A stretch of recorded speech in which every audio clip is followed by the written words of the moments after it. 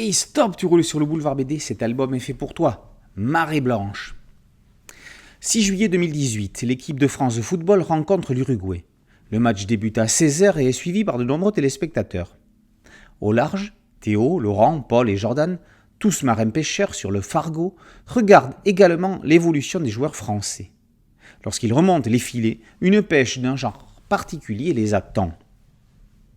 Dans leur filet, ils remontent une série de ballots de cocaïne pesant pas moins de 40 kg au total. Ils décident de partager entre eux cette pêche miraculeuse d'une immense valeur marchande. Mais on ne s'improvise pas dealer. Leur trouvaille, synonyme d'argent, va très vite entraîner d'énormes bouleversements dans la vie de chacun d'entre eux. À terre, ils vont tenter d'écouler cette marchandise inattendue. 2 d'entre eux vont avoir la mauvaise idée de contacter des délinquants expérimentés dans ce genre de business.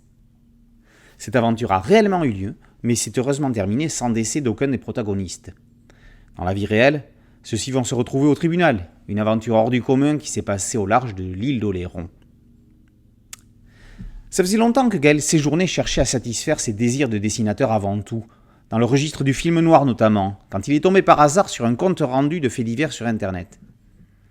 Bercé par l'univers du film Fargo des frères Cohen et sa série dérivée, il a tout de suite vu dans ce fait divers un point de départ idéal pour une histoire de ce genre.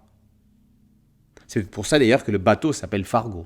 C'était loin de ses aspirations graphiques, mais il a rapidement trouvé l'inspiration et le goût de dessiner des personnages ancrés dans la réalité contemporaine.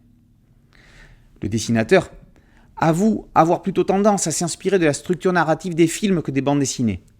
À défaut d'avoir réalisé un polar des années 50, son premier souhait, il en a repris la structure narrative, à savoir le personnage principal qui raconte son histoire que l'on devine empreinte de fatalisme. Les dialogues alignent les punchlines et les jeux de mots au sens propre comme au sens figuré. On sent que l'auteur a lu et écouté Georges Brassens, René Fall et Bobby Lapointe, Audiard, Coluche, Renaud et tant d'autres. Il en reproduit l'essence dans des dialogues ciselés.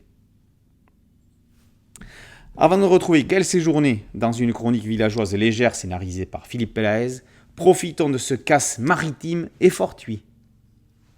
Merci à mon ami Alain Aubruge pour cette chronique Marée blanche par Gaël Séjourné et paru aux éditions Delcourt dans la collection Machination. Boulevard BD, c'était un site dédié, un podcast audio et une chaîne YouTube. Merci de liker, de partager et de vous abonner. A très bientôt sur Boulevard BD. Ciao.